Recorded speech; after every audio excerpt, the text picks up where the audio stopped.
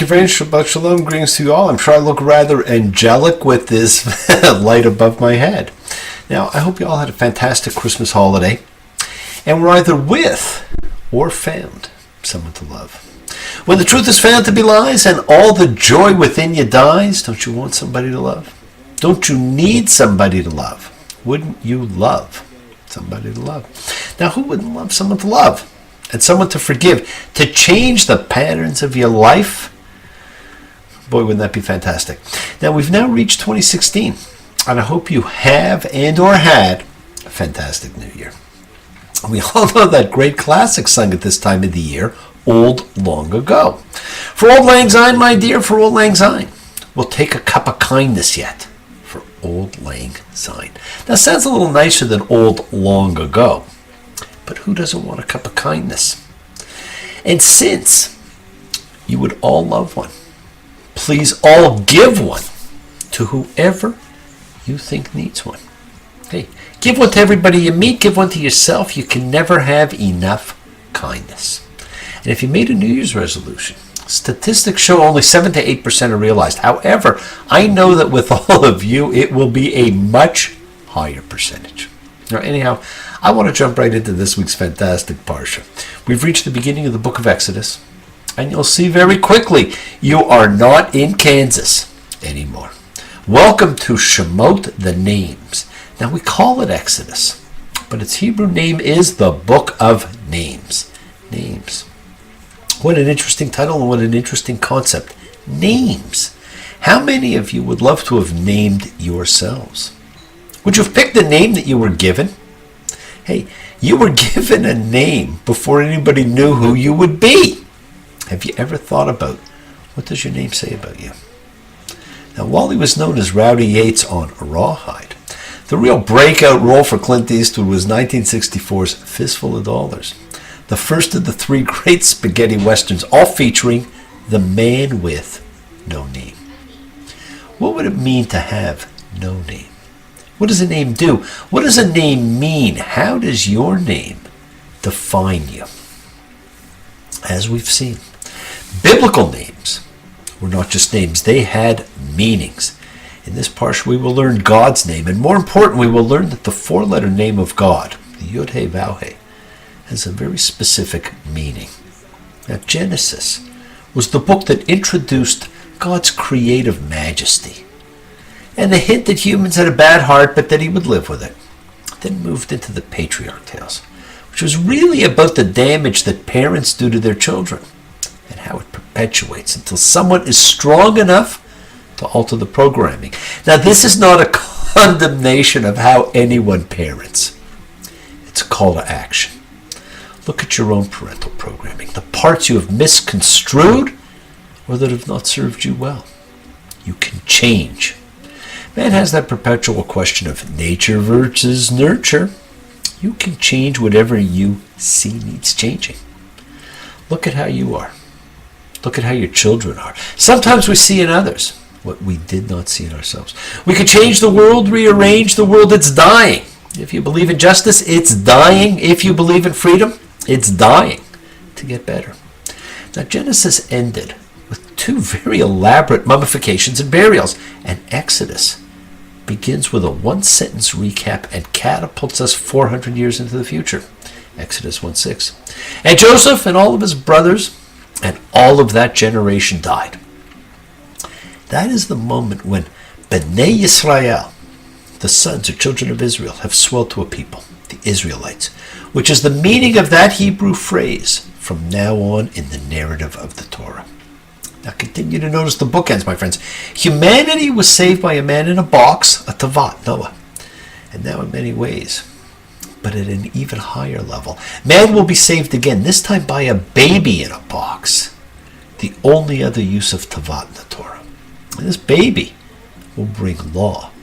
How to get along. Ethical law, moral law, spiritual law. He will bring nationhood, a system of spiritual observance, a political system, and most importantly, he will introduce God, who was only known by the very few before, now to the world. Please allow me to introduce myself. I'm a man of wealth and taste. Now we're about to see that a new wide-angle lens is in place through which the characters and the events are seen. God in Exodus has become essentially unseeable, overpowering, and awesomely fiery. Now we're told in Exodus 1:8, and a new king rose over Egypt who did not know Joseph. Vayakem melech chadash al Mitzrayim asher lo yada et Yosef. Now, did you notice the designation melech, king? Not even the term Pharaoh, let alone his name. Friends, there are 5 pharaohs named in the Bible. The Pharaoh who thought Sarah was Abraham's sister. The Pharaoh who knew Joseph. The Pharaoh who did not know Joseph. The Pharaoh who sought to kill Moses, who may or may not be the same Pharaoh who did not know Joseph. And the Pharaoh of the Exodus. None are named. Pharaoh has no name. Now we will learn through the Passover ritual that we create and name the evils and enemies of our lives, the pharaohs. What's your name? Who's your daddy? Now we're immediately told that things have changed. We learn about the work teams assigned to now build cities. Now the Hebrew term mashim refers not to individually owned household slaves, but to a policy of forced labor imposed on an entire community, a corvée, which was a type of forced public labor seen throughout, the ancient world. But it was the term, because centuries later, King Solomon imposes mashim on Israel, requiring, in addition to monetary taxes, a period of labor on national projects. And this so infuriates the Israelites that they stoned to death the king's minister of mashim. And you can read that in 1 Kings.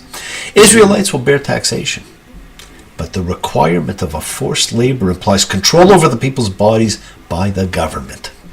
Now this is appalling to a people whose recollection of having been slaves is the central doctrine to their understanding of themselves and their history. And the fact that their teaching, their Torah, is all about freedom. And the story of freedom is now told through one man's eyes. The great prophet Moses is a profoundly lone figure. Although he has a family, Exodus is not about family relations, and it does not develop them in Moses' case at all. In fact, let's look at his name. Moses is an Egyptian word meaning true son, or the one who was born. Now, we like to believe that it means drawn from the water, but that's actually a bit of a biblical stretch. We meet him as a baby, cast on the river Netavat, saved by a princess, returned to his family for weaning, which would certainly take a lengthy period of time, probably several years, most likely until he was around 3 years old. And then he was returned to the princess. And certainly, a 3-year-old would have had Hebrew as his first language and a name. And yet all the time, he has no name. Now, how long does someone take before they are named? Most people name their baby before it's born. Now, how many times a day do you hear people say your name? How often do you speak to others and not use their name? And the princess calls him Moses, true son. History is full of royal Egyptians with the additional name of Moses, true son, such as Tutmosis, so that there would be no discussion of legitimacy. Exodus 2:10, and the boy grew older, and she brought him to Pharaoh's daughter, and he became her son. And she called his name Moses. And she said, because I drew him from the water. Now, we like to say it's from the verb to draw out of the water. Freud did a fascinating study of this, concluding that Moses was an Egyptian, and that the birth story was composed to explain how an Egyptian had come to be the leader of the Israelites. And this has never either been proved or disproved. But keep an open mind, my friends. Everything about him is completely enigmatic. Miriam is never referred to as sister, only as Aaron's sister. And there is never direct discourse between them in the Torah. There is no information about his early life. We simply know he was nursed by his own mother. That's all we're told about it. There's even ambiguity in his killing of an Egyptian taskmaster who he sees striking a slave. Is it because of his bond with the Israelites? Or is it his sense of justice? When asked by God to speak to the people, He says he's not a man of words. Because I'm heavy of mouth and heavy of tongue. Now, this has always been taken to refer to a speech defect. And it is a term which is frequently translated as slow of speech. And there's a very famous midrash which goes so far as to recount the origin of Moses' speech impediment in a story that pictures him burning his tongue in his infancy in the Egyptian palace. And so Aaron has to speak for him. I love that story. It beautifully explains why someone who could not talk the language needed someone who did to be a spokesman. However, it is actually an expression used only one other time in the Tanakh, in Ezekiel 3. And heavy of tongue, in that instance, the only other instance it is, simply refers to nations who speak foreign languages. And it's only used in reference to God telling him to gather the elders of Israel. Moses' protest, may perhaps be best understood then as being on the grounds that he does not yet speak Hebrew. He has no trouble speaking to the Pharaoh at all. Now, we're also told that because of his killing the Egyptian, he fled. And Pharaoh heard this thing and sought to kill Moses. And Moses fled from Pharaoh's presence, and he lived in the land of Midian. In Midian, he performs the familiar betrothal ritual at the well of Ruel, whose name changes to Yitro, Jethro, who becomes his father-in-law, who will have a significant impact on Moses' life. There's that book of names again. Then Pharaoh dies and a new one comes to the throne, and God remembered his promise to Abraham, to Isaac, to Jacob. And so, while tending the sheep, Exodus 3:2, and an angel of the Lord appeared to him in a fire's flame from inside a bush, and he looked, and here, the bush was burning in the fire, and the bush was not consumed. This was not ordinary fire. Creator God, who creates light ex nihilo from nothing, can cause burning without consumption. Do you need any more proof that this is someone who is not in the natural realm of existence?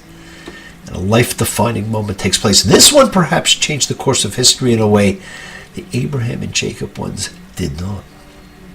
And the Lord saw, and he turned to see, and God called to him from inside the bush, and he said, Moses, Moses. And he said, I am here. The double name calling formula that we saw that defines moments in time and alters the course of life.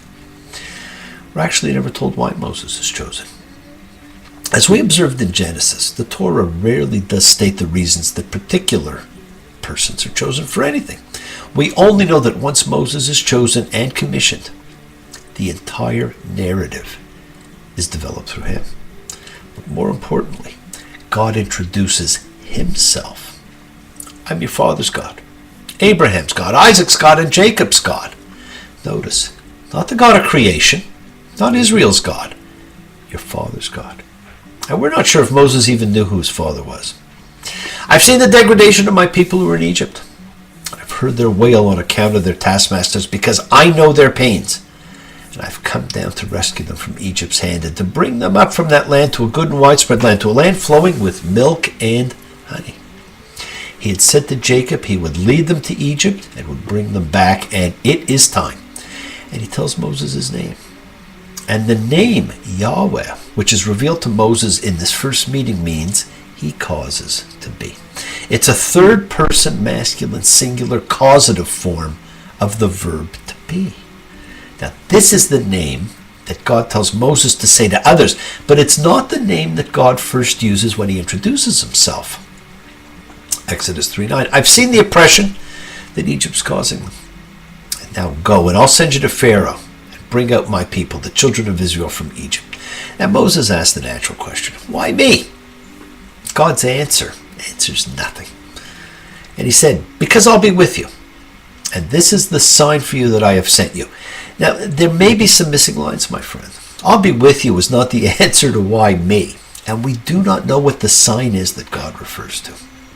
But Moses then asked that big question. He said to God, here, I'm coming to the children of Israel, and I'll say to them, your father's God sent me to you. And they'll say to me, what's his name?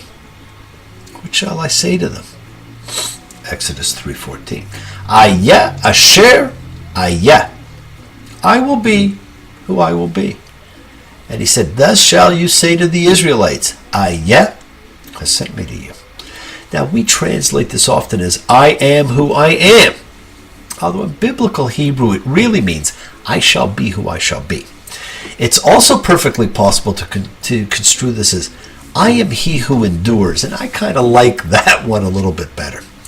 But the four-letter name that we do not say, the Yud He Vav He, the closest English pronunciation familiar to all would be Jehovah. Basically meant he who brings things into being. And it's a pretty good descriptive of what this entity did. And this fits the picture of a deity who was not in the natural realm of existence, but rather transcends it. And so to us, it's a statement, not a name, that God is saying, I am. But when Moses tells his name to people, he has to change it from the first person to the third person. So I am becomes he who causes to be. Hey, what's in a name? A rose by any other name would smell as sweet. I love this book of names. And we're treated to a fantastic foreshadow of what is to come. Exodus 4:21. And the Lord said to Moses, when you're going to go back to Egypt, see all the wonders that I've set in your hands, and you shall do them in front of Pharaoh. And I will strengthen his heart and won't let the people go. God will manipulate the events to come for his own purpose, which you will learn, so that even Pharaoh will not be able to stop it. Remember, my friends, the name of Egypt is Mitzrayim, a word meaning confinement, restriction, the things that fear does to us. Now, this, of all the books of the Bible, can be summed up in one beautiful sentence. So this is the story of the true Son, who introduces the force that causes everything to be to all humanity, so that everyone who struggles with God can be free of the degradation of nameless fears that keep them constrained or imprisoned. We don't need to know Pharaoh's name. We create new ones all the time. On the first part of the journey, I was looking at all the life. There were plants and birds and rocks and things. There was sand and hills and rings. I've been through the desert on a horse with no name. Felt good to be out of the rain. In the desert, you can remember your name, because there ain't no one for to give you no pain. Friends, this New Year's, make just one resolution: to let go of the past, connect with yourself, to wake up, to be present. The world is sacred, my friends, and so is everything in it. Express your gratitude, light a candle, make a wish, celebrate your life and the lives of those you love, share your feelings with them. Live free, be free, honor your freedom, be well, be happy, be blessed. Share and honor the light, all who live in light. Continue to shine, continue to send everybody you know goodwill and love. Pray for peace and freedom for everyone, and end to terror and hatred. Remember, friends, we are community. We learn together. We celebrate each other. We love each other. We share this ride together, men and women equally. Let us send out love, not fear. Send out peace, harmony, good healing to all who need it. Now, please do. Learn to forgive. Learn to love. Follow the call of freedom. The journey's yours to enjoy. Hey, you know my name. Hey, that's right. Look up the number. Bless you all. Have a fantastic week. A week of love and healing. Thanks and peace. The light is increasing in your life, so keep lighting the light of miracles. Keep dreaming. Enjoy the new energy of the new year, and thank you all for joining me. Shabbat Shalom. Take care. Thanks. Bye.